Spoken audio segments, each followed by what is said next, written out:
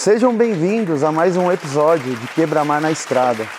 E dessa vez em grande estilo, estou aqui com o grande mestre do skate mundial. Seja bem-vindo a Quebra-Mar, façam barulho, senhoras e senhores, para ele, Sandro Dias. Obrigado. Bem-vindo, irmão. Valeu, obrigado pela oportunidade. Bom, obrigado por você aceitar conversar com a gente aí nessa estrada. Eu sei que os dias são corridos. Cara, esse episódio ele é muito especial para mim, para toda a equipe, porque desde que a gente caiu na estrada, a gente sempre reflete sobre as pessoas que a gente vai encontrar e o quão importante foi a passagem dela nas nossas vidas, né? E você marcou muito uma geração, marca até hoje, né? Carrega um legado imenso. Então, acho que esse bate-papo aqui é para poder conhecer um pouquinho mais do Sandro, um pouquinho mais do Mineirinho ali, os bastidores, além daquilo que já foi contado. Algo que vai ser contado especialmente aqui, pessoal. Maria, será que eu contei Fica tudo? Será ligado. que eu não contei tudo ainda na minha vida?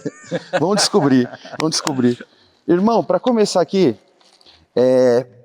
eu queria te perguntar, ia começar te perguntando o básico, né? Como é que você começou no skate? Mas eu quero te fazer outra pergunta. Quantos 900 você já deu na vida? Nossa senhora, mas engraçado que teve uma época quando eu comecei a dar um 900, você imagina que o 900 a primeira vez que eu acertei foi em 2004. Isso fazem 21 anos atrás. E na época tinha um locutor de eventos, um americano, que é o Dave Duncan, que ele começou a contar, né? Então ele todo o evento que eu ia, encontrava com ele e falava assim, e aí, quantos já foram? Eu falava, aí era bem no comecinho, né? 2, 3, tinha uma hora que tava 23, 32, eu passou dos 60.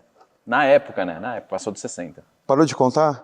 Não vai ficar contando também, né, cara? E assim, o mais legal disso tudo é que esses mais de 60 foram em eventos.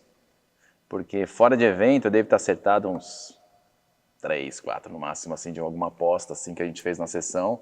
Se acertar agora eu te dou um açaí. Eu ia lá e ganhava açaí. Ganhava açaí.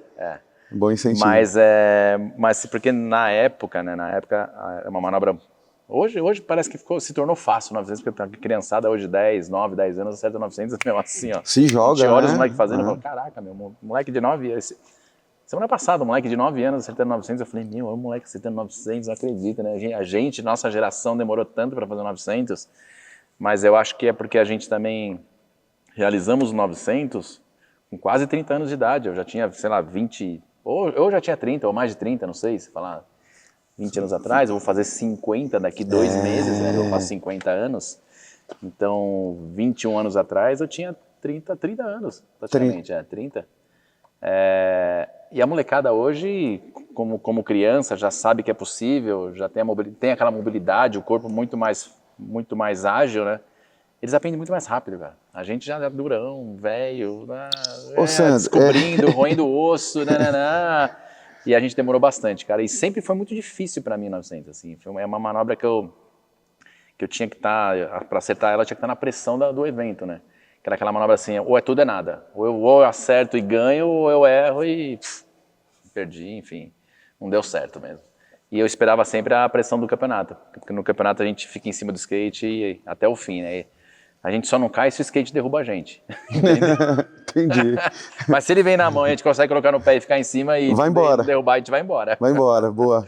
Cara, e você falou aí, né? A gente começou com essa pergunta da molecada de hoje, a molecada como eles estão chegando, já mais prontos, né? Mas assim, o skate já passou por uma transformação de décadas, né, Sandro? E você acompanhou, assim, né? Você representa gerações aí dentro do cenário do skate. Cara, quando você começou, agora sim, quando você começou, como que foi? Eu sei que você ganhou um skate que você tinha lá os seus 12 anos. Não, 10 anos. 10 anos? 10 anos. Com 10 anos, então... isso foi em 85. Cara, 85. Você tava pegando seu primeiro skate, eu tava nascendo ali, ó. Já tinha 10 anos de idade. Já tinha 10 anos? Eu ganhei skate de Natal dos meus pais, né? Na verdade, na época que eu ganhei, era uma moda que o skate era um brinquedo, que na época toda criança ganhava um brinquedo que era skate. Porque o skate na época não era considerado esporte, ninguém conhecia, pouco se falava do skate, não tinha apoio nenhum. Na verdade, as pessoas que viam as crianças com skate, elas sofriam até um pouco de preconceito, né? Falava assim, um skate na mão, sei o que, andava no meio da rua, andava na calçada e ficava dividindo a calçada com os pedestres. E como não tinha pista boa, não tinha incentivo nenhum, o que a gente fazia? Ia pro centro da cidade, andar de skate e muita gente confundia o que a gente estava fazendo. Ah, o moleque tá destruindo a cidade. Na verdade, a gente não estava destruindo a cidade, estava procurando um lugar adequado, ideal, que a gente Pra poder achava andar. pra gente fazer manobra, pra gente evoluir, enfim. Que Pra era, gente se divertir, tá ligado? que era quase zero pista de skate naquela época, né? Cara, eu sou de Santo André, né, do ABC Aham. Paulista, tinha a pista de São Bernardo já, mas era só um bowl. Tá, E tinha lindo. uma pista atrás de uma loja em Santo André, que era um Ralph. Então a gente não tinha um street. O street era na rua, o street era na calçada, no centro da cidade, lá na Senador Flacker em Santo André. O street era aquilo ali, cara, da época. Não era o street que é hoje, né? Muito técnico e tal. Não, o street nosso era muito diferente da época. Era o que Tanto tinha, é né? que eu fui campeão brasileiro de street em 88. Caraca, brother. Isso pouca gente sabe. Eu já falei bastante, mas assim... os caras falam, pô, mas anda de vert, você foi campeão brasileiro de street. Eu fui campeão brasileiro de street em 88, cara, porque o street era muito diferente. E como na época a gente não tinha muitas oportunidades das modalidades, de eventos, modalidades específicas e o skatista específico para cada modalidade, então a gente participava de tudo. Era evento no Bowl, a gente ia lá, era evento de street, a gente ia, era evento do Ralph, a gente ia. Não tinha uma separação ali Na ainda, época né? não tinha, porque era pouca oportunidade de coisa do skate, né? Então tudo que tinha, todo mundo ia. E o máximo aproveitar. E a comunidade sempre foi próxima, assim, unida desde o começo ali? Ah, sempre foi muito unida, Sempre cara. foi, né, cara? Ainda mais porque era muito pequeno, né, o skate na época, né? A comunidade era pequena, eram poucos skatistas e quando tinha os eventos, eu via a galera de Moema, a galera do São Bernardo, a galera não sei da onde, os Ibira Boys, e aí ia se encontrando, tá ligado? A galera da Roosevelt. Então se encontrava tudo no mesmo lugar ali e todo mundo se conversava, porque já era uma família, né? O pessoal do interior, tinha muita gente de Jacareí que vinha, tinha gente do Sul, Porto Alegre, Santa Catarina, Florianópolis, vinha uma galera também. Mas era assim, era uma união, que todo mundo se divertia, todo mundo se conhecia, porque era muito pequeno, né? Loucos Era muito pelos, louco, era muito louco louco. pelos skates, né, Foi cara? uma Muito geração muito doido. boa, cara. Eu sou muito feliz de ter começado a andar de skate nessa geração, porque é uma geração que começou a andar sem pretensão nenhuma de ser nada, tá ligado? Sem pretensão de ser profissional, até porque o nível era muito inferior ao nível dos gringos, que eram os melhores na época, que já era Tony Hawk, que já era Rossói, Tom Guerreiro, enfim, já eram esses caras. E o nível do brasileiro comparado a esses caras, cara, esquece. Era uma coisa meio que inatingível, tá ligado? A gente nunca ia chegar naquele nível. Mas por quê? Tinha uns porquês isso aí. Porque a gente não tinha equipamento bom como eles tinham, as peças americanas. Foda. A gente não tinha pista boa, a gente não tinha informação. A informação que a gente tinha era a formação de revistas Da tribo. da época. Não era nem tribo na época. Na época era... Cara, na época era Overall e revista IE nos anos 80. Overall e IE. E tinha uma outra revista também, Caraca, como que chamava? Puta, eu não me lembro, Reação, alguma coisa assim. E não tinha nada, não tinha informação. E a informação que a gente tinha, ou era foto, que a gente falava assim, ou era a foto de um gringo fazendo a manobra, que a gente falava, caralho, o gringo tá fazendo essa manobra, como será que ele fez isso? Então a gente ficava tentando Matutando. imaginar como o cara tinha feito aquela manobra. E a gente ia lá e vendava. Ou era através de algum vídeo que quando chegava na nossa mão nos anos 80, era coisa que os caras já tinham feito 1 ou 2 anos antes, tá ligado? A informação era muito demorada. Por isso que a evolução era demorada. Então foi uma geração que começou sem pretensão de ser profissional. É lógico que a gente queria evoluir, queria um dia ser igual aos caras, mas era muito longe, cara, muito longe. E é uma geração que andava mesmo por amor, por gostar demais do skate, por paixão, por defender o brinquedo, enfim, por defender isso aqui, e que eu carrego até hoje, né? Né? Na verdade, pra mim, isso aqui, eu sempre falo, eu vou em qualquer lugar, eu falo, cara, isso aqui é uma paixão da minha vida. Transformou minha vida, me levou onde eu cheguei, assim, me trouxe onde eu cheguei, né? E eu sou muito grato ter ganhado um brinquedo desse há 40 anos atrás e tá com ele até hoje, brincando até hoje, cara. Lógico que me levou para vários lugares, quebrei fronteiras, enfim. Sim. Conheci o mundo. Através Por causa de um brinquedo. Do carrinho, Por causa do amor pelo brinquedo. Cara, e assim, naquela época, quando todo mundo já andava junto ali, como é que foi essa virada de chave? Quando você descobriu que você falou, cara, quando você descobriu que dava para viver do skate ou quando você decidiu que você ia viver do skate? Como foi isso? Cara, quando eu realmente falei, agora eu vou tentar viver de skate, foi mais ou menos no ano 2000. Eu já andava de skate há 15 anos, eu já era profissional há 5 anos.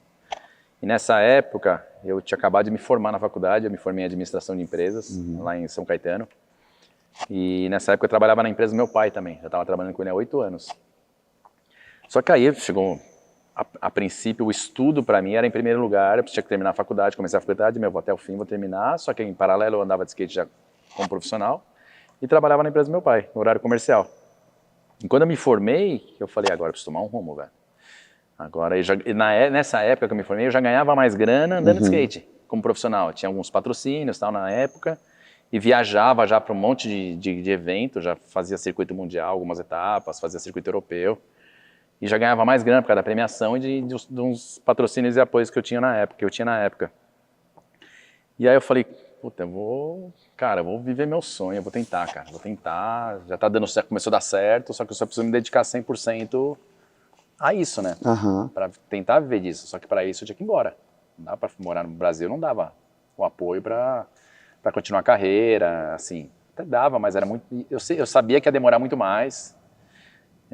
Enfim, mas aí tive que ir embora. Fui pra Califórnia, fui morar lá, que era lá que acontecia tudo, né? Todos os eventos que aconteciam no mundo, tanto no Brasil, Europa, Ásia, tudo era organizado ou alguém estava envolvido na Califórnia, né?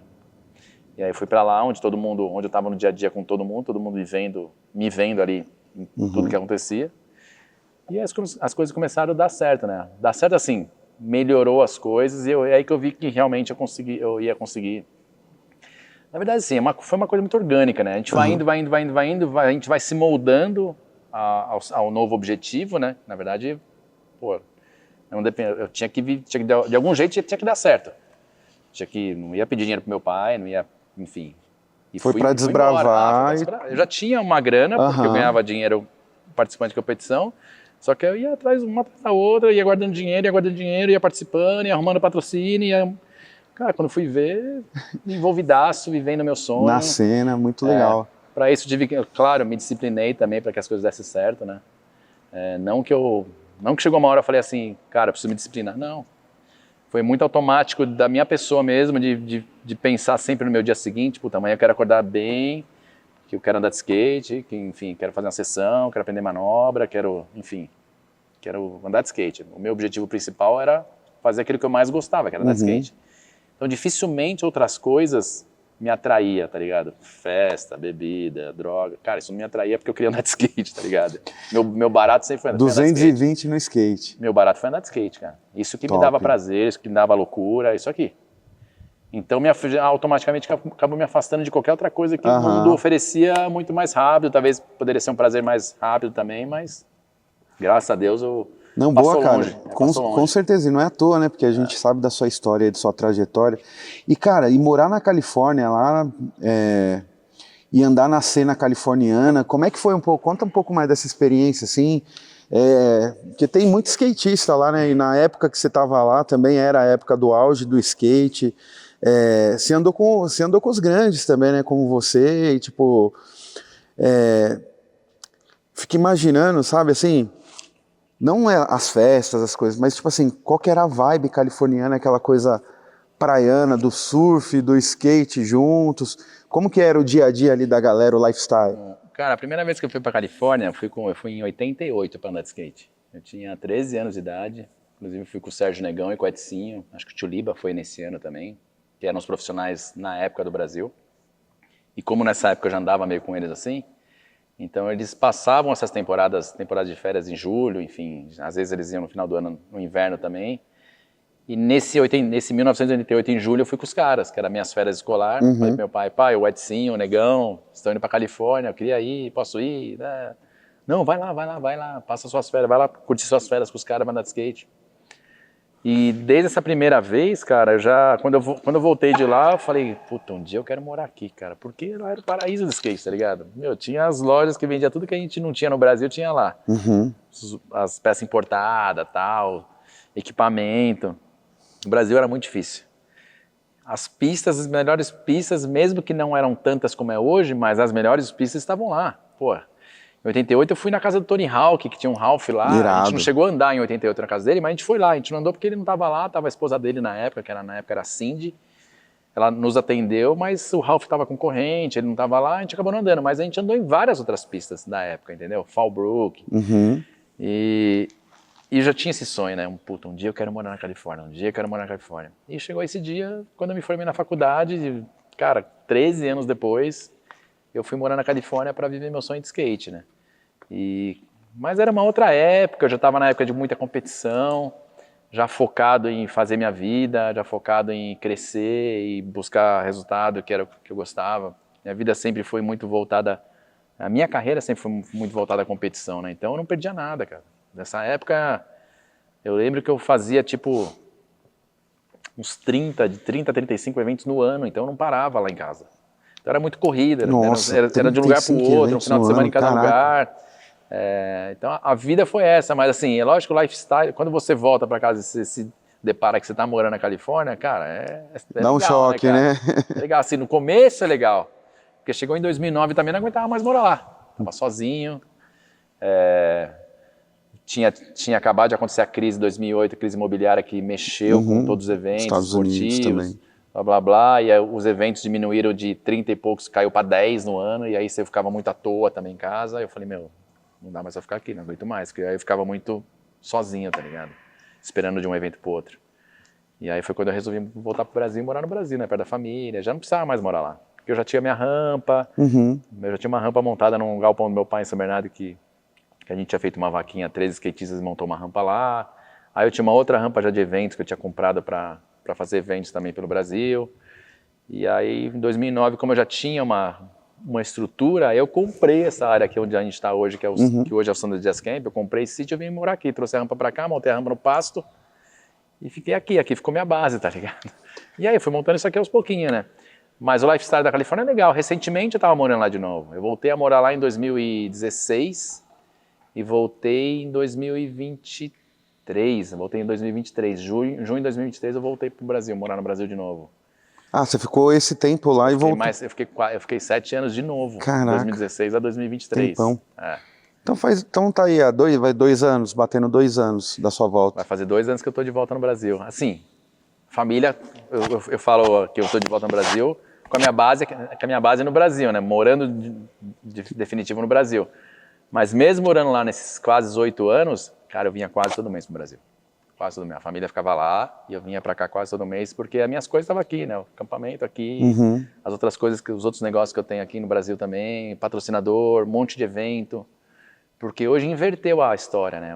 Antigamente a gente precisava ir para lá para viver de skate, mas agora não. Agora tem muito mais oportunidade no Brasil do que fora. Nos Estados Unidos, vou te falar, cara, tem 2, 3 eventos no ano no máximo. E o resto é fora do Brasil, é Europa, é mais no Brasil, né? O Brasil tem um circuito muito forte, os patrocinadores fazendo muita coisa, o skate bombando. No Brasil, o skate é o segundo esporte mais praticado do país, nos Estados Unidos não é, tá ligado? Então aqui a gente tem muita oportunidade hoje em dia. Não tem o porquê não morar aqui. Entendi. E principalmente agora, depois dele se tornar um esporte olímpico, né? Se aí entrar para os Jogos Olímpicos. E é uma coisa que eu acho que você já tinha essa visão lá atrás, né, Sandro? Também, assim, do skate como um esporte, pela dedicação do campeonato.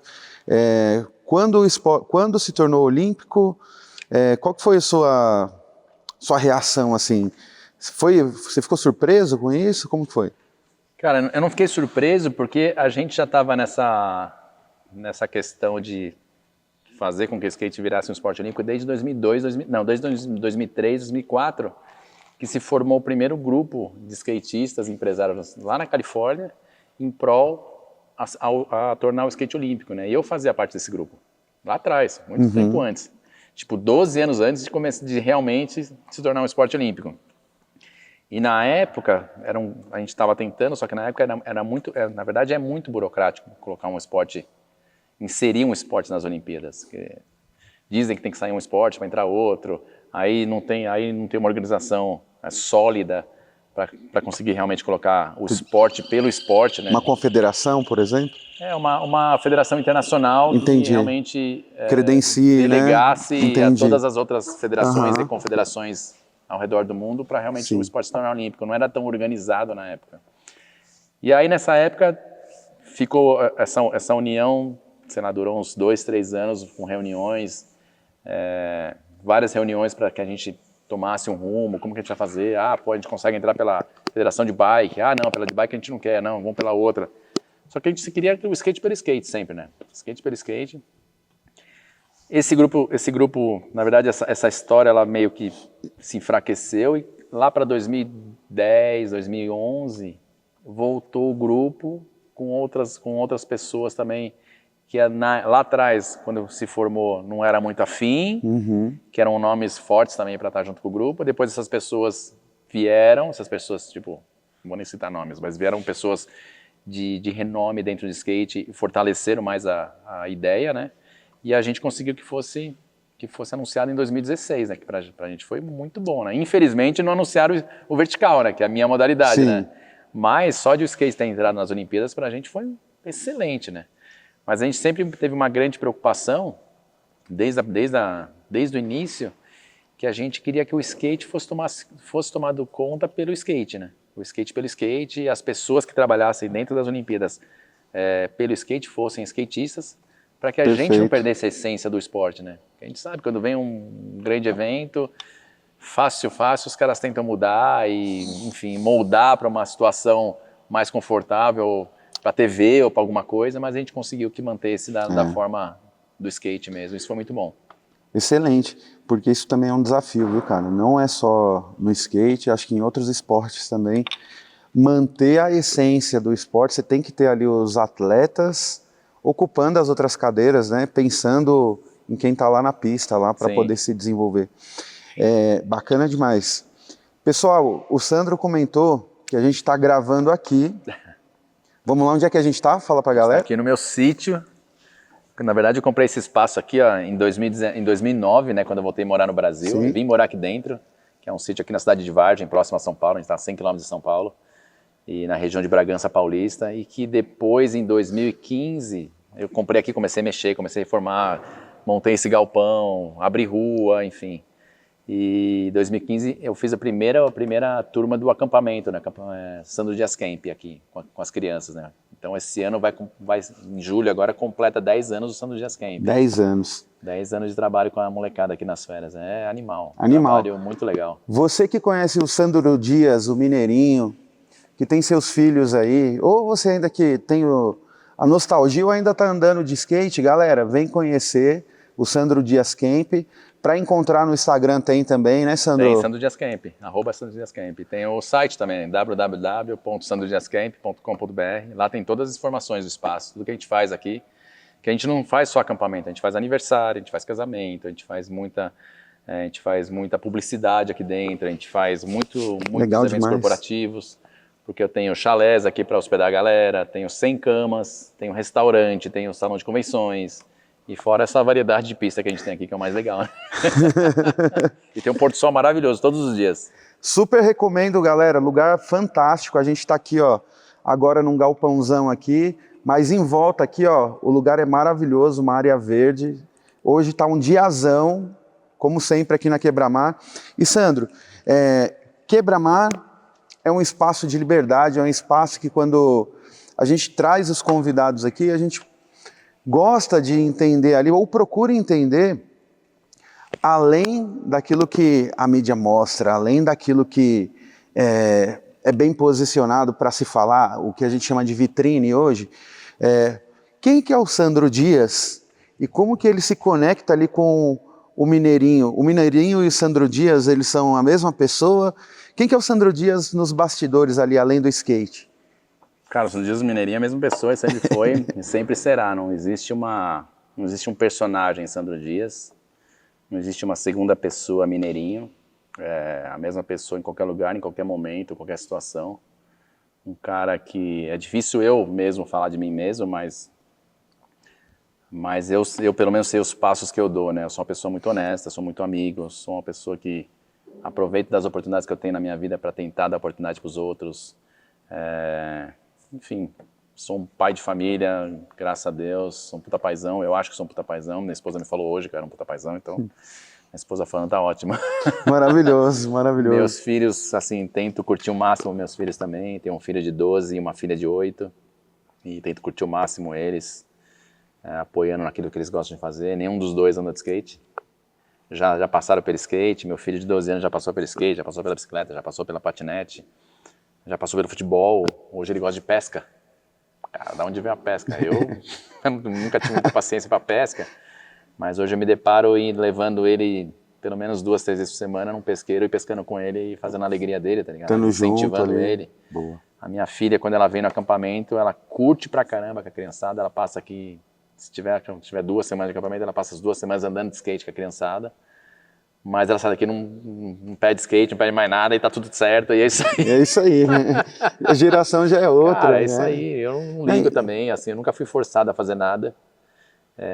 Meu pai é um grande empresário, construiu a vida dele sozinho. E ele também nunca me forçou a fazer as coisas que ele achava que era, enfim. Ele sempre me encaminhou e falou, sempre mostrou o certo e errado da vida, mas ele nunca me forçou a fazer as coisas que ele sonhava que ele poderia ter feito e não fez, tá ligado? Uhum. Ele não buscou o sonho dele na minha pessoa para realizar o sonho dele.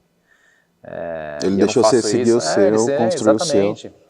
Eu construí o meu, segui o que eu gostava de fazer e acho que é por isso que deu certo, né? Ambos são felizes, porque faz o que gosta, entendeu?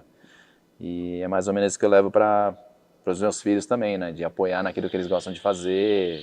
Tem várias fases que eles já passaram, em todas as fases eu tento apoiá-los o máximo, dar ferramentas para que eles aproveitem ao máximo aquela fase, talvez, sei lá, quem sabe ele não vira um grande pescador.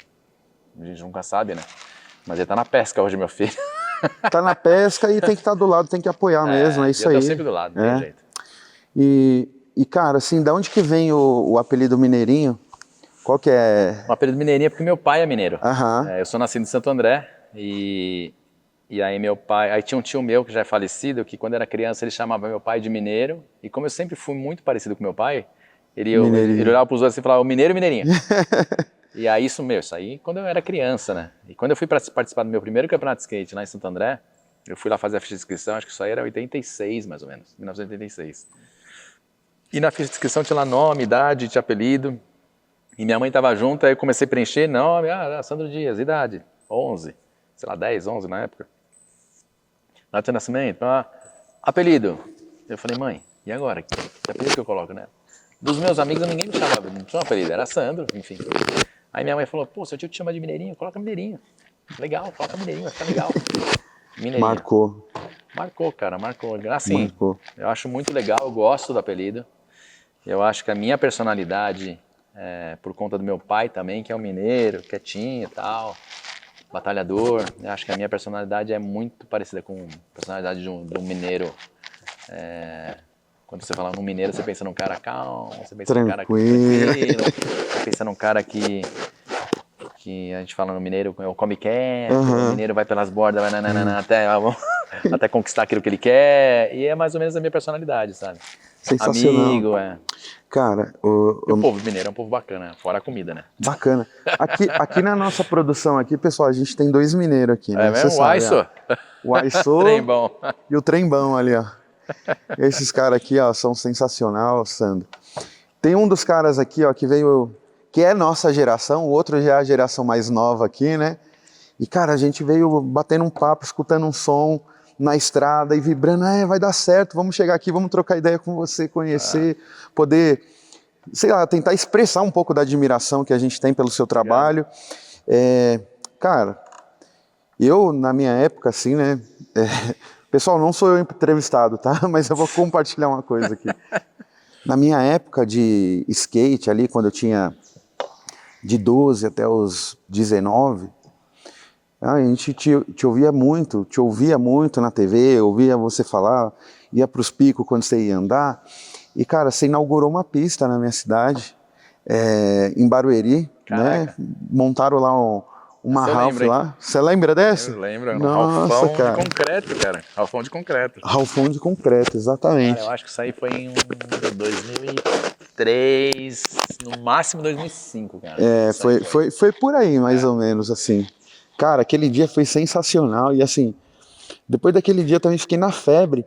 Só que antes disso, né, eu morei em Barueri, mas morei em Carapicuíba também, que é próximo ali. E, cara, não tinha pista de skate em Carapicuíba quando a gente começou a andar. Aí tinha eu e mais 2 amigos. E os dois viraram skatistas profissionais hoje. mesmo? E eu parei. Aí eu passei uma época me perguntando, será que eu deveria ter continuado? Caraca, mas por que você parou? Cara, a vida me levou para outro lado, me levou para outro esporte. Aí isso é outro papo. Mas eu lembro que lá em casa tinha uns decidão assim, ó, que uma vez a gente construiu uma rampinha assim, ó, de madeira lá, toda meia... E descia, cara, descia, pá, pá, pá. Cara, um dia eu tomei um capotaço no asfalto que eu ralei cotovelo, joelho, costas. Aí eu olhei aquilo lá, peguei o skate, subi correndo de novo pra começar de novo, né? Porque skate é isso. Skate é isso, skate né? é isso. Cada marca que a gente tem, né? Na verdade, esse machuca a gente acha até legal, né? Às vezes eu chego em casa ralado, minha esposa olha e fala, meu, olha isso, que gostoso. Olha, você não sabe o que aconteceu, o que isso aqui me fez. Aí passa uns dias daquela casca, assim. Aí fica as marcas, né? O pessoal ainda pergunta pra mim, sem tatuagem? Eu falei que tatuagem que alguém fez nenhuma, tem tatuagem da vida. Da né? vida, um monte de cicatriz, tem várias. Vários presentes, aí dá pra ir lembrando, né? Isso aqui foi tal dia, isso aqui foi um drop.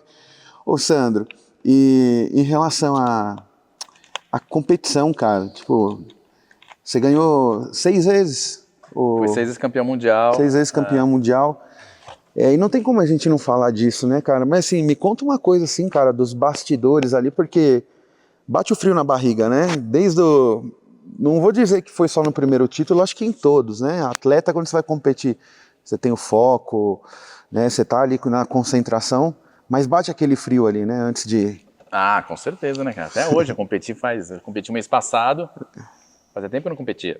Mas aí teve um evento na Califórnia que eu fui convidado, que era um evento da Vans, lá na Combi Pool, que foi o último evento da Vans, que eles fizeram naquela pista. E fazia tempo que eu não competia.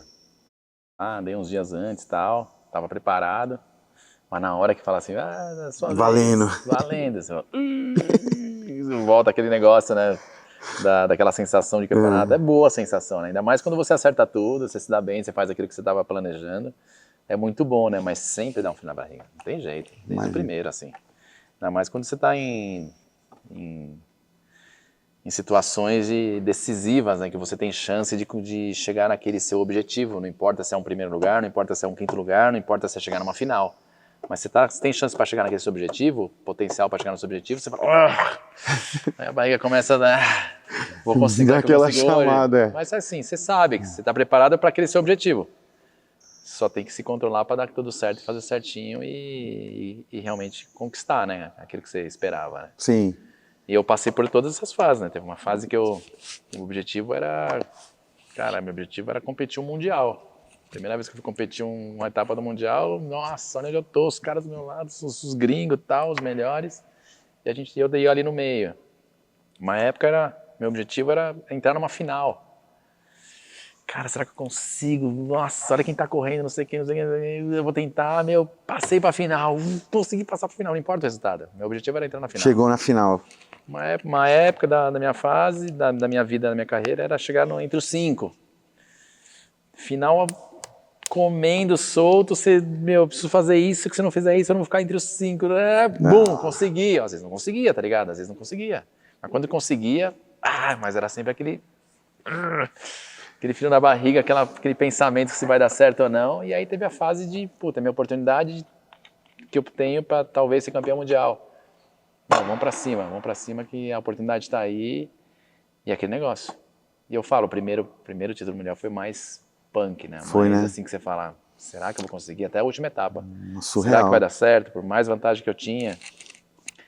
E acabou dando certo, né? Mas eu cheguei assim... Você lembra quem que foi pra final com você nesse primeiro? Cara, assim, quem tava disputando o título, né, em 2003, era eu e o Pierre-Luc Gagnon. Sim. O canadense. E a última etapa, eu tava em primeiro no ranking já e ele tava em segundo. A última etapa era no Canadá, lá na casa dele. Cara, Nossa, o bicho pegou, foi hein? muita treta. Não, assim, psicologicamente pra mim foi muito complicado, né? Que eu falei, minha última etapa, não sei o quê, no Canadá. Na casa do na cara. Casa do Pierre, blá, blá, blá. E a hora que eu desembarquei lá em Toronto, em Toronto, eu falei, eu não vou conseguir. Mas era assim, o ano inteiro, a minha regularidade do ano inteiro era assim, primeiro, segundo, no máximo terceiro. Tanto é que eu tava em primeiro na última etapa com uma vantagem de poder ficar em terceiro e ser campeão mundial ainda. E ele precisava ganhar. Nossa, será que eu vou conseguir? Não vou. Lógico que dava, era tranquilo, só que a cabeça, né? A cabeça te leva além, né? Se cai na Vai com piração, meu. E eu me lembro, pensamentos intrusivos. eu me lembro que eu tinha um livro que eu tinha ganhado nesse mesmo ano, isso aí era em outubro, nessa etapa. Eu tinha ganhado um livro de aniversário de um amigo meu em abril, que chamava Semente da Vitória, do Nuno Cobra. E eu botei esse livro na mala e esse livro ia pra todo lugar comigo. Só que eu nunca abri o livro pra dar uma olhada. E a hora que eu cheguei em Toronto, que eu cheguei uns 4 dias antes do evento pra treinar e tal, eu cheguei, nossa, acho que não vai dar certo. Eu olhei aquele livro lá, Semente da Vitória, meu, esse livro, deixa eu ver o que se fala esse livro. Meu, era um autoajuda. Eu destruí o livro em 2 dias, tá ligado? E o livro tinha vários mantras, assim, pra te dar confiança, né, naquilo que você sabia fazer. Eu lembro que um dos mantras era assim, você pode, você consegue, você sabe. Acho que era um dos mantras que tinha no livro. Eu passei o final de semana inteiro falando isso, repetindo isso na minha cabeça. Você pode, você consegue. Tá, moleque. Boa. E aí eu consegui, graças a Deus. Mas assim, o Pierre foi no objetivo dele, ele ganhou o campeonato que ele precisava ganhar para ser campeão mundial. Em terceiro ele foi campeão mundial. Né? Ah, Era moleque. o que eu precisava. Boa. Foi o que você precisava. Era o que eu Foi precisava. lá, fez, cumpriu o papel e bora. E aí, mas foi treta, velho. Foi, né? E aí os outros foram mais assim, como eu já sabia mais ou menos a fórmula, assim, já estava mais ou menos na... E ainda veio, o primeiro foi em 2003, aí em 2004, em maio, que era mais ou menos no começo das etapas, eu aprendi o 900. Puta, aí me ajudou demais, velho. Aí, 2004, 2005, 2006, 2007. Nossa. 900 me ajudou demais. E as outras manobras, né? Mas quando eu fazia a minha volta inteira e colocava o 900 junto, esquece. Por um bom tempo, ninguém ganhou de mim, quando eu acertava tudo. E aí foi mais fácil de conseguir manter, né? Mas o primeiro e o último, né? Depois o último veio só em 2011. Cara, e essa última etapa foi na Bélgica. Precisava ficar em segundo. E o Andy que podia ser campeão mundial se ele ganhasse. E se eu ficasse em terceiro, ele era campeão mundial. E eu na mesma situação. Mano, será que eu vou conseguir ficar em segundo ou ganhar ou ficar em segundo? O Andy tá andando pra caramba, não sei o quê. Deu tudo certo, fiquei em segundo também. O Andy ganhou, fez o que ele precisava fazer, mas eu também fiz o que eu precisava fazer. Boa. Eu não precisava ganhar, eu precisava ficar em segundo. Então eu podia andar um pouco mais seguro, não me arriscar tanto para ganhar, para ter uma segunda colocação e eu consegui. Então, mas na hora também foi a mesma sensação, parecia que, eu não acredito que eu consegui de novo. E na época eu acho que era mais difícil, né? Porque na época não era um campeonato que te fazia campeão mundial. Na época era um circuito de 10, 12 etapas que ia acumulando pontos durante o ano. E aí você tinha 2 descartes da maior e da menor, ou não, você tinha 2 descartes, acho que dois descartes das menores, das piores colocações, e você acumulava as outras. Então não era como hoje assim, hoje você tem um campeonato mundial em Roma, uma etapa só. Se você ganhou, você é campeão mundial. Não, hoje, na época não, era um circuito. Você andava o ano inteiro ali, no final do ano acumulava ponto e saiu campeão. Aí ia saber o resultado. Então era mais disputado, eu acho, né? Você tinha mais chances de... Talvez você não se deu bem nessa, mas na outra você se recupera, enfim. Você tinha um pouco de mais de chance, né? Do que um campeonato lá, você não tá no seu bom dia, você dançou, cara. Você pega uma etapa só, que vale o título mundial numa etapa só. Você não acordou bem, ou você tá com dor de barriga, alguma coisa, já era, velho. Já era, já a chance Qualquer pequena, coisinha pode influenciar, né, cara? Mas foi isso, cara. Graças a Deus deu certo. Deu certo, tá aqui pra contar essa história na Quebra-Mar. Ô Sandro, e atualmente, como é que tá a sua vida? Você tem seus empreendimentos, seus negócios? São todos voltados para o skate? Como é que você diversifica isso? E quando que foi também assim que você, cara, olhou assim para o skate e olhou e falou assim, vou investir em outros negócios também? Acho que você fez administração, né? Então você sempre teve essa direção, como é que é? Cara, na verdade, assim, quando a gente começa a conquistar as coisas, a gente fica até um pouco mais vulnerável por causa da mídia, das pessoas se aproximarem e oferecer um monte de coisa. Eu já caí em várias ciladas, tá ligado? Tomei várias rasteiras até de amigo, cara, que chegou por perto, falou, vou fazer isso, vamos fazer aqui. Vamos, pô, legal, tava com dinheiro no bolso, deu mal, deu merda. Não foi uma vez, não foram duas, mas aí hoje eu aprendi, esquece. Amigo vem e fala, mano, esquece, já tenho minhas coisas, tô eliminando coisa. Mas eu sempre tive o espírito meio empreendedor, sabe? Desde quando eu comprei minha primeira rampa, que eu não tinha nem colocado, deixava guardado no galpão do meu pai, mas era uma rampa que eu comprei para realmente alugar para os eventos que no Brasil não tinha. Uhum. Então esse business eu tenho desde 2007, né? Esse negócio de alugar rampa. Inclusive até hoje, só existe uma rampa no Brasil portátil, half pipe, né? Que é o meu, para evento. Que na verdade é esse aqui, ó. Ele está montado aqui porque não está nenhum evento. Daqui a pouco eu desmonto ele vai para algum evento. E então eu faço isso desde 2007. Esse foi primeira coisa que eu olhei e falei, puta, acho que pode ser uma ferramenta legal na minha mão, pode dar certo. Mas assim, quando eu comprei, eu não tinha muito a perspectiva de falar, agora tô tranquilo, vou alugar um monte de vez. Não, porque teve primeiro ano que eu comprei ela, aluguei uma vez só. Um evento Uma só. vez? Paguei ela em parcelas, assim, na época, eu lembro. Que não, na verdade não era nem essa, né? A outra rampa, a primeira que eu comprei, eu vendi, tá lá no Chile a outra. Não tá nem no Brasil, E aí, só que aí teve um ano seguinte que começou a ter mais eventos, sei lá, teve 2, 3, mas nem se pagava a rampa, nada, né? Mas eu já tinha rampa, cara. Tava ali, puta, era o maior prazer de ter um evento, o produtor me ligar e falar, pô, vai ter um evento assim, assim, a gente vai alugar sua rampa. Pô, legal, puta, pra mim, que legal, cara, tá dando certo. A empresa dando emprego pra galera, movimentando o negócio. E depois eu comecei a organizar alguns eventos também, fiz acho que mais de 15 eventos da categoria de base, começando pelo dia D, né, que a gente fazia o dia D, comecei como um evento em comemoração ao meu 4º título mundial em Santo André. Do dia D acabou que a gente teve a oportunidade de fazer o Jump Festival, que fizemos umas 15 edições de Jump Festival, que era para a categoria de base também. Sim. O Jump Festival era para skate e bike ainda. E teve alguns que a gente colocou freestyle e motocross, que usava também minha rampa, então eu era um dos parceiros do evento por causa da rampa. E que mais? Aí veio a questão do sítio aqui, quando eu comprei o sítio, eu vim morar aqui, que era aquele negócio. Todo skatista sempre tem o sonho de ter uma casa e ter sua pista dentro da sua casa, né? Em casa. E como eu já tinha o Ralph, eu comprei o sítio já com toda a parte de cima que era pasto, pensando no futuro em ter pistas de skate aqui dentro, né? Eu já sonhava com isso, mas morando aqui. Aí eu morei aqui quase 2 anos, eu e minha esposa decidimos ir para a cidade, né? Porque tá muito afastado, ficar muito longe do supermercado, estrutura e tal. A gente se mudou para a cidade grande, mais próxima, que é Bragança Paulista, que está a meia hora daqui. E aqui virou um lugar um espaço de eventos, né? A gente começou a mexer justamente para transformar no espaço de eventos, que a gente veio inaugurar com o acampamento em 2015. E de lá para cá a gente vem fazendo, cada hora eu vou fazendo uma coisa nova. O Bowl eu fiz em 2013. O galpão foi uma das primeiras coisas que eu fiz. O galpão eu fiz antes até das ruas, que era tudo terra. O galpão eu fiz porque eu já tinha rampa, tinha que colocar a rampa dentro. E não tinha nem muro, já tinha um galpão. É muito louco. E aí comecei a fazer as pistas e tal, aí veio o Santo Dias Camp, aí a gente começou também a trabalhar com aniversários, com casamentos, corporativos, as pessoas começaram a procurar o espaço para fazer campanha publicitária nas pistas de skate. Veio o boom do skate olímpico também, veio muita marca fotografar aqui dentro, por causa das pistas, cada hora eu vou fotografar lá, aqui no Ralph, ou no Street, ou no Bowl. Então hoje virou um espaço de eventos. Fora isso eu tenho a gente está transformando, agora a gente está quase virando uma rede de academias também, eu e um sócio só, meio a meio, em São Paulo, na verdade na região de Mauá, Ribeirão Pires e Zona Leste de São Paulo. A gente está inaugurando a 5ª academia agora. É uma franquia, uma rede? Não, é nossa, é própria. Chama Duis Fit. Duis Fit.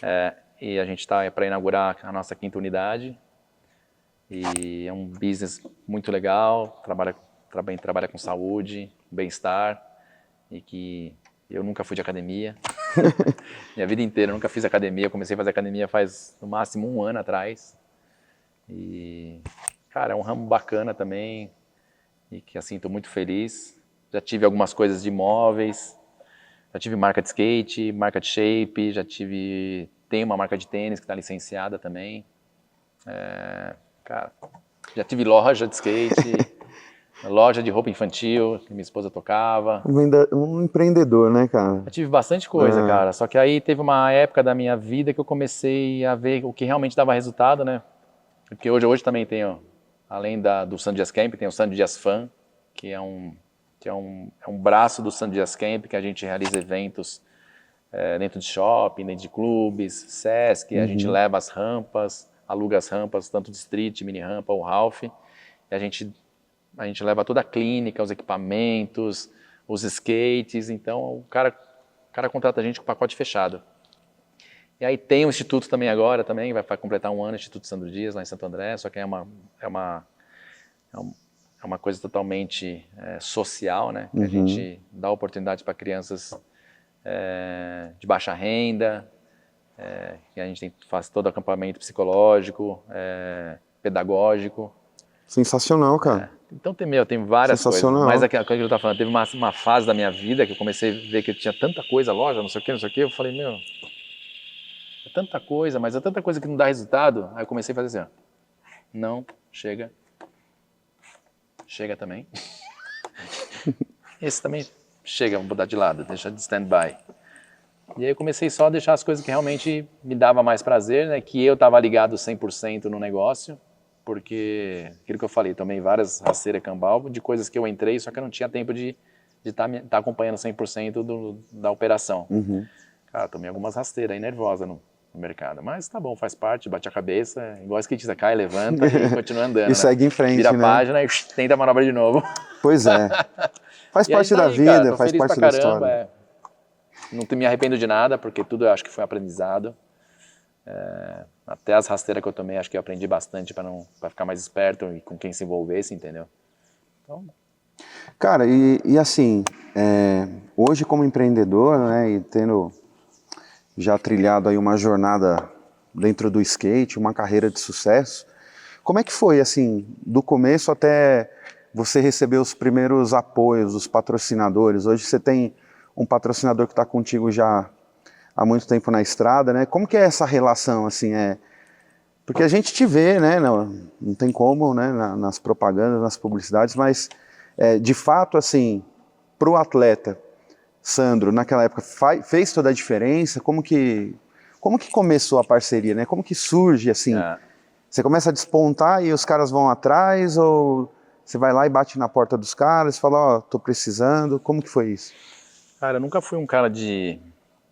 aquele estilo de meio mineiro, sabe? De você fazer as coisas quietinho, não esperar nada de ninguém.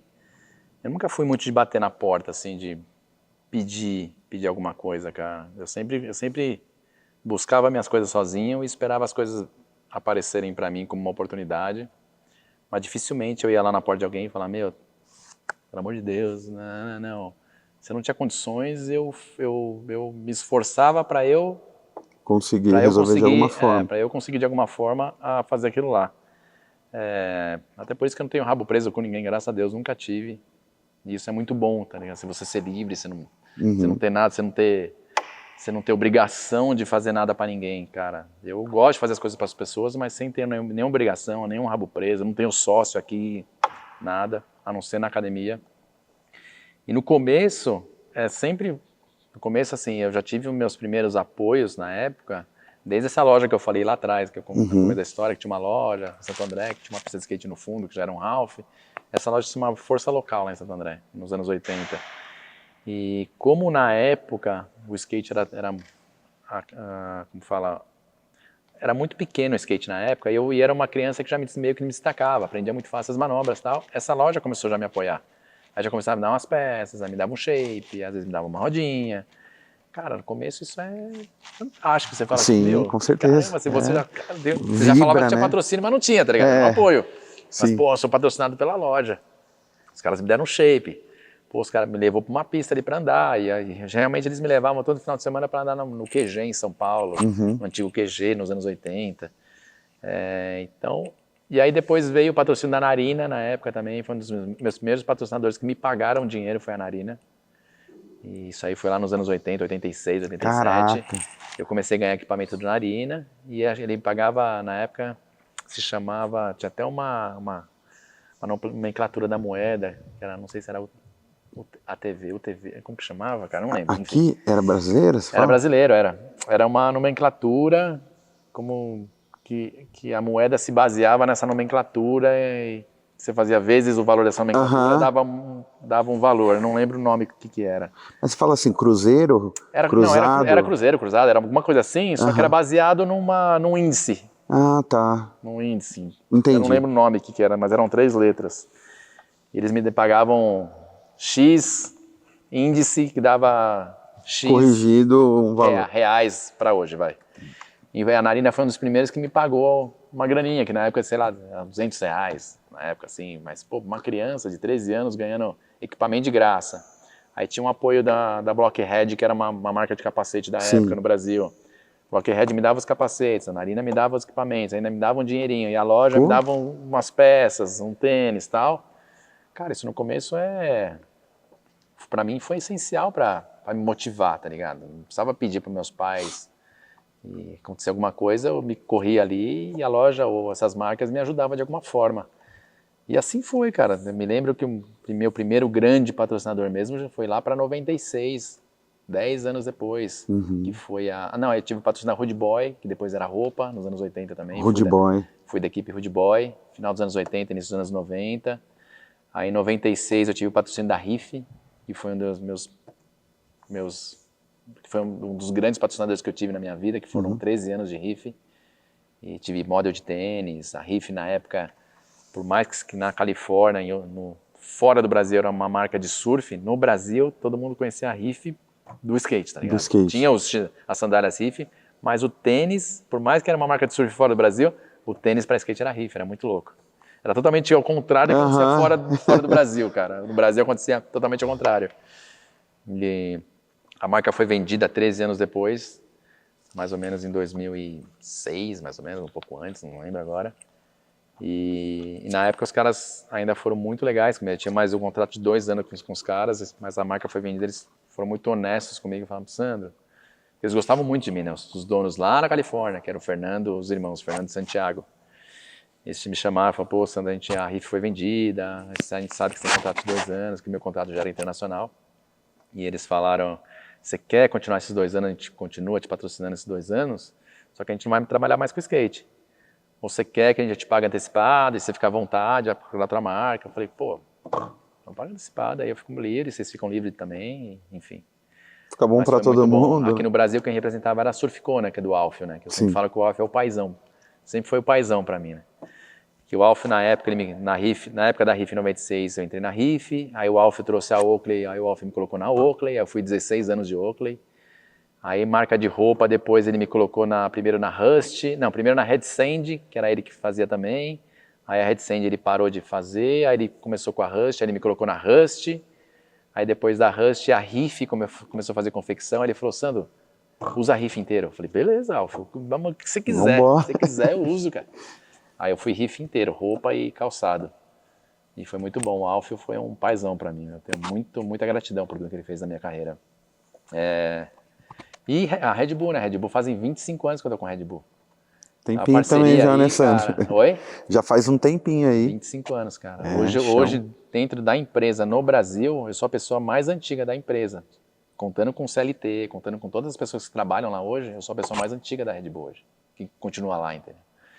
Então, assim, eu com quase 50 anos, não competindo mais, assim, meu foco na minha carreira não é mais competição, e conseguindo manter um patrocínio Red Bull há 25 anos, cara, assim, não é fácil, né? Porque a gente tem, cara, é uma empresa multinacional, se você não entregar, os caras te cortam, tá ligado? Então a gente tem que estar sempre inventando, sempre buscando coisas novas, sempre mostrando da melhor forma o produto, se preocupando com a marca, entregando aquilo que a gente se compromete a fazer, entendeu? E lógico que isso também tem um suporte gigantesco também, em todas as situações que eu quero fazer, a gente troca ideia, a gente sempre, todos os meus projetos, sempre a Red Bull de alguma forma está sabendo, está envolvido, para a gente estar trabalhando junto a imagem, a marca da melhor forma. Outros projetos dentro da empresa também, eu participo de muita coisa fora skate, palestra para novos funcionários, não sei o que, para departamento, boas-vindas a novos atletas. Um membro, cara. Você é um membro da equipe semana passada eu fui fazer a premiação do futebol da Red Bull, do Red Bull Bragantino. O pessoal me convidou para fazer a premiação de um torneio que eles fizeram lá que era sub-16, tinha 3 times da Red Bull, de Salzburg, New York e Bragantino, aí tinha Palmeiras, Santos, São Paulo, Ferroviária, tinha 10 times. E aí eu fui lá fazer a premiação Da hora. Eu vi no Instagram. Ou seja, cara, tudo que me chama eu faço. Eu Tá adoro envolvido, fazer. né, cara? Cara, a marca faz parte da minha vida. Se pensar, metade da minha vida eu tô na marca. Entendeu? Mais da metade da minha vida. Eu vou fazer 50 anos agora, mas eu já tô há 25 anos na Red Bull, entendeu? Mais da metade da minha vida eu tô na Red Bull. Caraca, tem uma história, né? E é importante, né, cara? Porque assim, o apoiador, o patrocínio, ele vem realmente para poder fazer com que se realize aí o seu projeto. E aqui também na Quebra-Mar não pode ser diferente, né? Assim, a gente não consegue fazer nada sozinho. Tem a galera aqui que está com a gente, tem aqui os nossos apoiadores também, né? A Layback é um apoiador nosso. Layback, muito obrigado por colocar energia, colocar dedicação junto com a gente aqui para fazer isso aqui acontecer. Muito obrigado também a Tridot. E Sandro, lembrei de uma coisa aqui. Brincadeira, o pessoal tá falando meu ponto aqui. Não, brincadeira, também não tenho ponto. É o seguinte, é sem roteiro, mas a gente preparou um presente para você em nome da Tridot, que é um apoiador nosso. Sim. Queria pedir para a produção chegar junto aqui. Olá, a Tridot, além da caixa, tem um presente aqui dentro. Tá? A Tridot significa, Sandro, persistência, processo e progresso. Os 3 pontos. Se você quiser abrir, pode ficar à vontade. É uma camiseta respirável. O pessoal utiliza muito para corrida, muito para bike. Você vai poder utilizar para skate. Mas agora também você pode usar ela lá na Dolfit, né? Que você falou que tá indo lá puxar um ferro, fazer uma bike. Eu não gosto de puxar ferro, cara. Eu sou dono de academia, mas eu não gosto de puxar ferro. Eu vou na academia, fico louco, né? Tem personal e tal. E o cara me treina achando que eu sou marombeiro, né? Eu falo, não, cara, não, eu não posso engordar, não posso mudar meu peso, que senão eu quero andar de skate, eu quero ficar bom pra continuar andando de skate. Tá calibrado já, né? Essa é a Tridot. Rapaz, legal, camiseta hein? super respirável, com proteção UV, que pode te acompanhar aí. Obrigado, cara. Eu acho que a gente tem que realmente reverenciar a galera que nos apoia, né? Sim. Assim, além da Red Bull, tem a Bonis, tem a Drades, que é a marca de equipamento de segurança, equipamento muito bom, a TV, a Napalm, que faz os shapes, Bonis da rodinha, Bonis de rolamento. Enfim, a gente tem que reverenciar quem tá junto com a gente, quem anda exato. com a gente, cara, quem acredita no nosso trabalho. Exato. E quem torna possível coloca a parceria. ficha na gente. Exato, vamos pra cima. Você tem respeitar, né, os caras, né? E respeitar, não, com certeza, com muito carinho. Obrigado, aqui, adorei, cara. Adorei. Valeu, Tridot, muito obrigado aí por tudo, pelo apoio. Layback, muito obrigado. Sandro, você tem spa na sua casa? Banheiro spa? Tenho. Então eu vou fazer um agradecimento aqui também para a Capa Spa. É mesmo? Que a Capa Spa é um apoiador nosso também. Sério? Eles fazem aquela capa. Eles fazem capa térmica também, de piscina? Agora você me pegou, hein, Sandro? Mas eu vou consultar. Produção, dá uma consultada para mim aí. Você tá precisando de uma capa térmica? Minha capa rasgou toda, cara. Sério? Inclusive, essa semana passada, o cara que cuida da piscina da minha casa falou... Já pega a medida aqui, manda lá pra Capa Spa, porque se não faz, vai fazer, tá? Vamos ajudar o mestre aqui, por favor. Aí ele falou assim, Sandro, a capa não tá segurando mais a piscina aquecida, né? Pô, não tá mais segurando, você precisa trocar essa capa. Eu falei, é um calor, cara, não vou trocar isso aí não, deixa isso aí, meu. Falei, não vai segurar. Eu falei, beleza, vai. Tá até pra resolver se eu vou trocar ou não, mas se a Capa Spa fizer, eu já compro de vocês, hein, cara. Capa Spa, aqui, ó, vamos ajudar o Sandro aqui, missão. Fazer essa mensagem chegar agora lá na Capa Spa. Produção, liga lá pro pessoal lá, por favor. Não, eu compro. Tá? Não tô pedindo nada, né? Não tem problema. Eu só preciso ouvir a questão. E eu tô precisando da resposta aqui, hein? Mas a Capa Spa, ela é uma capa protetora para o spa, né? Então ela é enrolável. Você consegue proteger seu spa da luz do sol, ali, se ele fica exposto. O pelo do seu pet, a sujeira. Então, você vai manter ela ali sempre pronta para o seu uso, sabe? Então, assim, Capa Spa para o seu spa. Agora... a produção está se certificando ali, se vai conseguir fazer essa. Depois a gente pega as medidas e manda lá pro nosso amigo Adilson.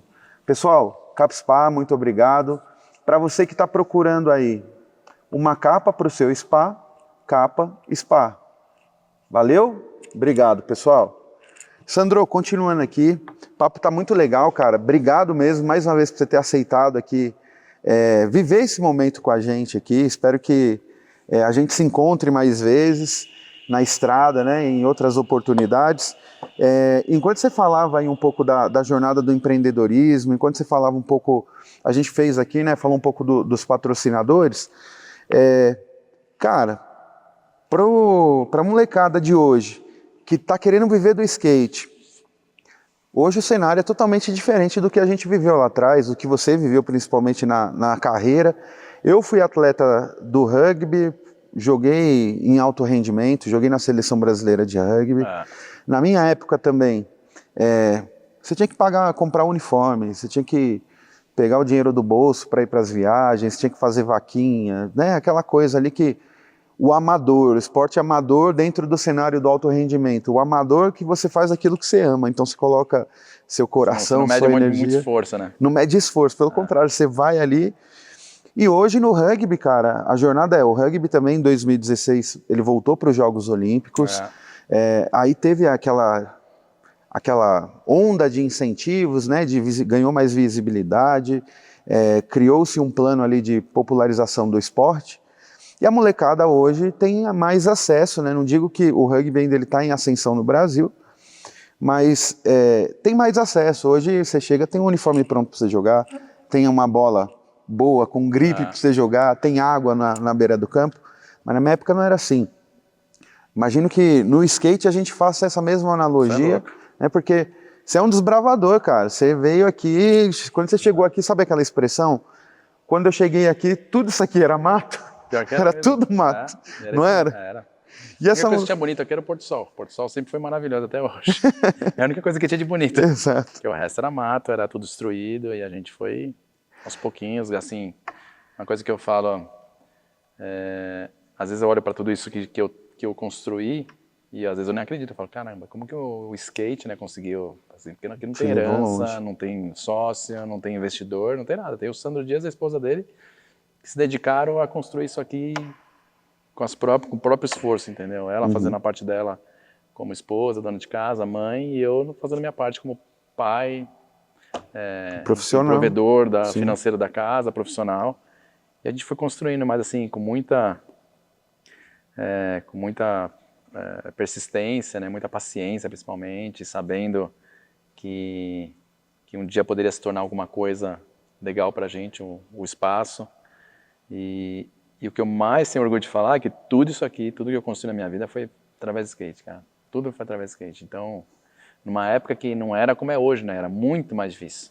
Hoje tem muito mais grana no esporte, o esporte é olímpico, hoje é reconhecido por todos, né? Na época, alguns conheciam, poucos conheciam, os que não conheciam falavam mal, fazia preconceito, mas hoje todo mundo sabe o que é skate. Skate tá nas Olimpíadas, esporte acho que foi um dos esportes mais vistos nos Jogos Olímpicos, nas 2 Olimpíadas que ele participou. Sim. Então eu tenho muito orgulho de falar que isso aqui tudo veio através do skate, cara. De acreditar, de saber economizar o dinheiro também, não sair torrando que nem um maluco. Porque assim, às vezes a gente ganha muito dinheiro, a gente começa a esbanjar demais, né? E, enfim, eu sempre soube controlar bastante, eu sou até... A maioria dos meus amigos chama muito de pão duro. Sou mesmo. Assim, eu sou pão duro, mas eu tenho tudo que eu tenho vontade. E consigo construir as coisas que eu tenho vontade. A minha pão durice é para fazer as coisas boas para minha vida, para minha família, entendeu? Eu não sou o cara que usa joia, que usa marca. Cara, eu não uso nada, velho. Só que eu sou o mais simples possível, entendeu? Não tenho roupa de marca, não tenho nada disso, cara. Um relógio, nada. Para mim isso não te pega essas coisas. Essas coisas não me pegam. Tatuagem, não tem nada, velho. Nada. Sou aquele mineiro mais simples possível, que se tiver um capim na boca, eu ainda saio andando de capim na boca aqui, ó. Mas eu falo pra galera, né? Acho que quando você tem uma educação financeira também, isso é importante. Não é você só ser famoso, ganhar dinheiro, mas tem que ter uma educação financeira porque você nunca sabe o seu dia de amanhã. E eu sempre me preocupei, assim, eu vi muita gente da minha geração ter muita oportunidade, até ter mais oportunidade que eu, mas por algum motivo de escolha, ou de acidente, ou de lesão, tirou o cara do caminho, entendeu? Aí o cara não tinha uma educação financeira, passa perrengue hoje. Exato. Eu não, eu sempre fui o pão duro, eu sempre atravessei a piscina com um sorrisão na mão, tá ligado? Sempre tive escorpião no bolso, cara, mas eu tenho tudo isso construído. E hoje isso aqui Hoje eu consigo empregar muita gente, dar oportunidade para muita gente, porque eu sempre atravessei a piscina com o sorrisal na mão, sem ele esfervecer. Sem ele enfervecer. É isso aí, galera. Educação financeira, hein? O papo aqui tá muito bom, tá cabeça também. Ô, Sandro, e, cara, nessa jornada toda, quem foram os caras, assim, que você se inspirou, né? Que você olhar e falar assim, cara, inspiração para andar. Vamos colocar assim, inspiração dentro do skate e fora do skate, assim, que te guiou aí. Como é que foi até chegar aqui? Cara, de criança, eu sempre gostava do estilo do Rossói e do Cabaleiro, né? Uhum. Que foram os caras que, na verdade, o Rossói porque logo quando eu era uma criança, em 86, que eu estava começando a andar de skate, o Rossói foi um dos primeiros gringos que eu vi andando de skate em alto nível no Brasil, né? Que eu cheguei perto, que eu andei junto.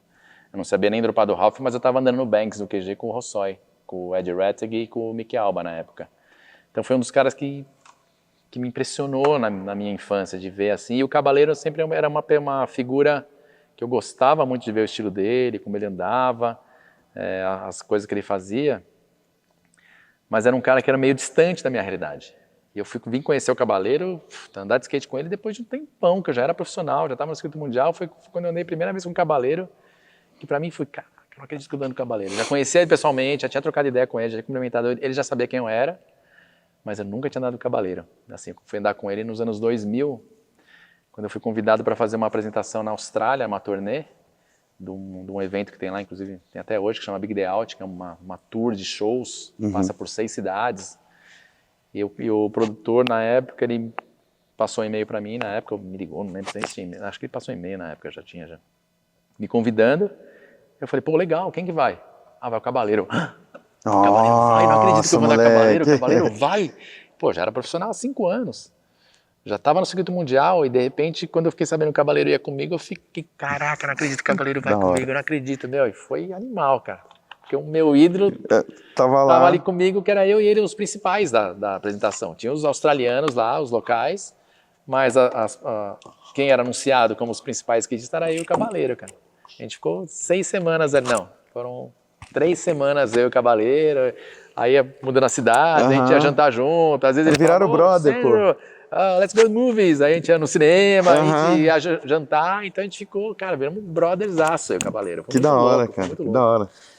E tem uma questão de até hoje eu meio que, porque assim, eu faço muita apresentação com o Tony Hawk. Ele, participei de algumas turnês Tony Hawk and Friends, pela Europa, fizemos turnê lá dentro de ônibus, vários eventos que ele me chamou para fazer também. E todo ano ele faz um evento anual, né, que ele faz o Vert Alert, que é um campeonato com a apresentação dos Legends. E desde o primeiro ele me coloca como Legends. Cara, você é um Legend, eu não sou Legends. Legends são esses caras que estão lá. E às vezes eu me deparo que eu estou na apresentação com os caras. Em cima da plataforma, aí tá eu ali. Isso é um sentimento do ano passado, que o próximo vai ser agora em junho. É um sentimento que eu tenho toda vez que eu ando com o Tony Hawk, tá ligado? Que eu me deparo onde eu tô e falo, caraca, meu, como a vida é doida, né, velho? Onde você tá? Nos anos 80 a gente vê esse cara na revista, vê todos esses malucos, porque na plataforma tá assim, tá o Tony Hawk, tá o McGill, tá o Rossói, tá o Kevin Stabb, tá o Mike Frazier, sei lá, a Carabete, tava a Carabete, que é a mina que andava antigamente, que era top. Enfim, tem uma galera, tem um monte de Legends que eu olho e falo, meu, o que eu tô fazendo aqui, velho? O que eu tô fazendo aqui? Olha que doideira como é a vida, né, cara? Nos anos 80 a gente ficava olhando esses caras assim. Cara, eu fui ver o Tony Hawk, eu fui ver ele pela primeira vez nos anos 80, se não me engano foi 87 ou 88, que veio o Tony Hawk lá em Simonton pro Brasil, fazer uma apresentação no evento que teve no Projeto SP, com várias bandas e um Ralph montado e campeonato dos profissionais. Eu era uma criança que eu tava mais longe na grade assistindo do que daqui naquela porta, pra você ter uma ideia. Eu tava vendo os caras andarem aqui, cara, do Tony Hawk lá em Simonton, uma criança fissurada, olhando de longe, no meio do público, vendo os caras andar. E às vezes o pai me depara na situação que eu tô ali fazendo a apresentação com os caras, taraná, puta destaque, os caras me dão. Eu falo, meu, a vida é muito doida, cara. É muito doida. O que eu tô fazendo aqui, velho? Olha. Aí vem o Tony Hawk, fala pra fazer double, fazer triple, porque sabe que eu vou, né? Então ele sempre vem na minha, Sandro, hora do triple, vamos? Claro, né? Que eu sempre vou mais alto e os caras passam por baixo de mim, né? Eu falo, meu, que doideira, cara, mas eu sou muito grato de tudo que você passei. Cara, Passei as roubadas também, como você falou, né? Aham. Esporte amador. Já como profissional, a gente era muito amador ainda. Como profissional, já a gente era amador, nos anos 90. Porque a gente não tinha grana. E eu me lembro que a gente fazia as turnês da Europa, que duravam um mês, os eventos na Europa. Que a gente chegava nas marcas aqui que nos apoiavam, ou patrocinavam a gente aqui no Brasil. Ia pedindo peça pros caras. Meu, eu vou pra Europa, tá? Vou ficar o mês inteiro, meu, me arruma uns shapes, me arruma as rodas, adesivo, roupa, não sei o quê. Cara, a gente ia com excesso de bagagem pra Europa, porque a gente fazia feira na Europa pra vender e pra se manter na Europa, pagar inscrição, pagar hotel, enfim, pra gente se manter lá um mês, tá ligado? A gente voltava vazio, sem peça nenhuma. Pô, chegava a vender até adesivo na Europa. Tudo pra levantar grana no Até corre lá. até a hora que os gringos lá, os europeus, perceberam que o shape brasileiro era muito ruim comparado com os gringos, tá ligado? Aí ficou um pouco mais difícil de vender, mas até então a gente vendeu bastante. Cara, tem que Mas dar um jeito, né? cara, cheguei a dormir em banco de praça na Europa, porque chegava não tinha hotel. Chegamos a viajar em 7 num carro, tudo apertado, mala, skate. Nossa. Cara, fizemos cada coisa. Em época que não tinha GPS, não tinha celular, não tinha nada. Era mapa, Aham. orelhão com moeda para ligar pro Brasil, né? E cartão postal, que a gente chegava na Europa, mandava um cartão postal. Ficava um mês na Europa, quando a gente voltava pro Brasil, o cartão postal chegava depois de um mês. Era muito louco, era muito louco. Mas eu sou muito grato de ter nascido nessa geração, Não, ter sensacional. iniciado a andar de skate numa geração onde a gente teve que realmente desbravar, tá ligado? E ter as histórias hoje pra contar, né? Porque hoje a molecada, hoje o pai leva, tem as pistas tudo boa, tem equipamento de ponta a qualquer esquina. Já tem uma metodologia de aula, né? Tem De como coach, ensinar, tem porra, coach. cara. Porra, Coach, velho. tem uniforme da seleção. Quando que tinha uniforme? Skate contra a cultura total, velho. Exato. A gente não queria saber de nada, era adesivo pra todo lado, não tinha uniforme nada. Uniforme era pra futebol, velho. Era pra atletismo, não era pra skate, mano. E a gente, enfim, a gente vai se levando moldando e... uma situação, né? A gente foi difícil aceitar, mas a gente se moldou, gente. Hoje é legal. E a gente tem que seguir o caminho, né? Seguir. E lógico que a gente tem que sempre tentar levar a essência do skate, né? Mostrar todo o amor que a gente tem pelo esporte pra gente proteger ele também e fazer com que as pessoas pratiquem o skate por amor, por prazer e não simplesmente por resultado, por competição, não só por isso. Mas praticar o skate de acordo com o que a gente sente pelo skate, né? Porque não é só um esporte, é estilo de vida, é uma família, é amizade, é um monte de coisa que isso aqui envolve, né? Que para você passar isso para a nova geração é muito difícil, cara. Porque tem os pais envolvidos, tem a questão olímpica, que os pais olham muito para a questão de resultado. Pô, meu filho vai ser um campeão. O moleque já começa a andar de skate e acha que o pai acha que já vai ser campeão, que ele já vai ganhar dinheiro, igual a Raíssa ganha, enfim. Meu, não começa assim, velho. Aonde eu posso, eu levo minha mensagem, tá ligado? Comece pra não perder primeiro, a essência. Comece primeiro por amor, né? Faz Nada que você faz, pensando você em não faz resultado. por amor, Não dura, né? Talvez não dure tanto, exatamente. Exato. Talvez não dure tanto. Exato. Eu ando de skate há 40 anos. E assim, não largo. É ruim. Cara, e que Cara, história. mas você vai andar de skate até quando? Eu falo, cara, até quando meu corpo aguentar, velho. Acho que ontem eu falei pra um cara, e aí, você vai andar até os seus 80? Eu falei, nos 80 eu quero dar dando 540, velho. Fumou, mas será que dá? Eu falei, se dá, eu não sei, mas é o que eu quero. Virou sócio de academia pra isso, pô. O cara falou, dá? Eu falei, não sei se dá, mas eu espero que sim. Espero que sim. Vamos ver. Sensacional. Cara, Sandro, Calma, pessoal. Tá quase acabando, não acabou ainda. Eu sei que essa pausa dramática aqui leva você a pensar que vai acabar. Mas eu queria te fazer uma pergunta aí porque eu fiquei com ela na cabeça, lá agora das turnês nos Estados Unidos. Era turnê junto com as bandas também? Eu fiz bastante com banda. Com banda? Bastante. É? Bastante. E você já colou num show assim, legal, que você curte, uma galera que fazia um som da hora? Ah, já. É? Pennywise, Nossa. Bad Religion, Offspring. E andando junto? Andando junto, cara.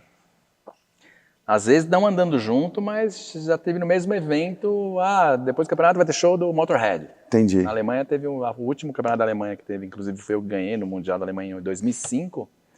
Eu ganhei o campeonato, depois teve o show do Motorhead na sequência.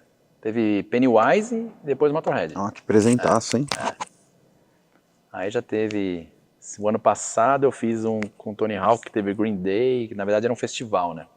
Em que tinha rampa montada.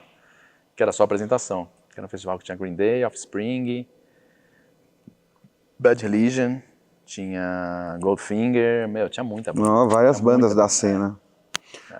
Várias bandas. Aí você acaba se aproximando da galera, né? Aí Pennywise tem uma proximidade. E aqui do Brasil, praticamente dos... Geral. Eu já era muito próximo ao Chorão, a gente era um brothersaço mesmo, a gente era. Inclusive tenho contato com a banda até hoje, né? Por conta disso. Boa. CPM, o Badawi, pra você ter uma ideia, o Badawi competiu comigo em 88, velho. O Badawi competiu comigo. O Badawi competiu com você? Skate, ele ficou em, sei lá, não sei que lugar que ele ficou no campeonato, eu ganhei. Foi o primeiro campeonato que eu ganhei na minha vida. O Badawi participou. Foi lá no Guarujá. Caraca. Recentemente a gente estava num show dele ali, num navio. E aí ele me chamou pra cantar, ele subiu e falou, meu, vem cantar uma música comigo. Beleza, eu fui lá, né, e lá ele contou a história, né, meu, esse cara aqui, meu, em 1988, a gente tava competindo lá no Guarujá, e adivinha quem ganhou? Falou pra eu falei, porra, é sacanagem, né? Aí ele falou, lógico que ele ganhou, né, lógico que ele ganhou. E, enfim, mas foi legal pra caramba. A gente tem uma amizade bem bacana, eu e o Badawi, e o Egípcio, cara, a gente acaba... Fazendo amizade com a galera. Toda, né, cara? Acaba conhecendo todo mundo, o D2... Massa demais. Cara, o Badawi é um cara, aliás, abraço pro Badawi, a gente tá conversando com ele, é um cara que falou que vai estar aqui. Ele tem agenda em BH nos próximos dias, não sei se a gente vai fazer lá, ou se na próxima volta para São Paulo, mas a gente mandou uma mensagem para ele, ele falou, cara, tô atolado aqui pelo menos até o começo de março ali, então vamos ver o que vai rolar. Só colar no Convéio lá durante a semana, ele tá lá. Né? Já monta lá o podcast dentro do Convéio que ele faz. Pois é, eu até perguntei pros caras, será que tem espaço pra gente fazer lá no Convéio? Ele arruma. Ele arruma, né? Ele arruma. Badawi é gente boa demais. Abraço, irmão, tamo junto, é isso. E cara, agora sim, gostaria de te agradecer para poder finalizar. Eu que agradeço, cara. Valeu a pena demais a nossa vinda até aqui. Foram 5 horas de estrada, né, rapaziada? Vixe, Maria, os caras dirigiram, hein, meu? Cara, mas uma coisa que é legal que vocês estão fazendo, e acho que você deve continuar fazendo, é justamente esse formato de podcast que você leva a estrutura pro local, tá ligado? Normalmente as pessoas convidam, e como eu, no meu caso, moro no interior, pô, em São Paulo, aí você fala, nossa, onde que é? Puta, chegar até lá no estúdio, aí tem um horário de pico e não sei o quê. Perde o dia, né? E aí as coisas que a gente já tem pra fazer, pra conciliar é mais difícil, mas quando você tem uma estrutura como vocês estão fazendo aqui, leva até o local, monta lá o podcast de vocês, cara, é muito legal. Coisa que a gente não costuma ver, não. Então acho que você tem que continuar aí fazendo o que estão fazendo, que o formato é bem bacana. Acho que ajuda muito a agenda de todos, né? Não, com você certeza. Leva lá e... a ideia... Você não tem que movimentar a pessoa para nenhum lugar. Não, ela tá no é itinerante. Dela. Ela tá na Se você não vem até a Quebra-Mar, a Quebra-Mar vai até você. Então, e o que eu desejo é lema. sucesso, cara. Que vocês tenham aí. Muito obrigado, cara. Tamo junto. Um sucesso grande na empreitada de vocês. O que precisar, a gente tá aí também. Te agradeço gravar demais. Mais coisa aqui, ó, sem eu, pode gravar. Vamos aproveitar, né, turma? Outros dias, se vocês quiserem vir aí, trazer alguém. Não, com certeza. A gente vai trocar essa ideia. Sandro, para finalizar, e aí eu vou seguir com o agradecimento, queria que você deixasse seu recado aqui, cara, pro mundo, pra molecada que vai ver aqui, assistir a Quebra-Mar, a ideia é consciente. Quebra-Mar é um espaço de liberdade, um espaço de revolução, de bem-estar e qualidade de vida. Então, rapaziada, tudo que a gente falou aqui hoje nessa mesa aqui, ó, não foi nada combinado, né, Sandro? O Sandro sabe. A gente veio nem se conhecia. Acabei de conhecer esse cara. Quem é esse cara, pô? Chegamos aqui, a gente se apresentou, a gente falou por Instagram, tal, acabamos se conhecendo, deu certo. Mas o recado que eu deixo, cara, é para seguir os sonhos, os objetivos de cada um. Acho que todo mundo, cada pessoa tem um sonho individual, né?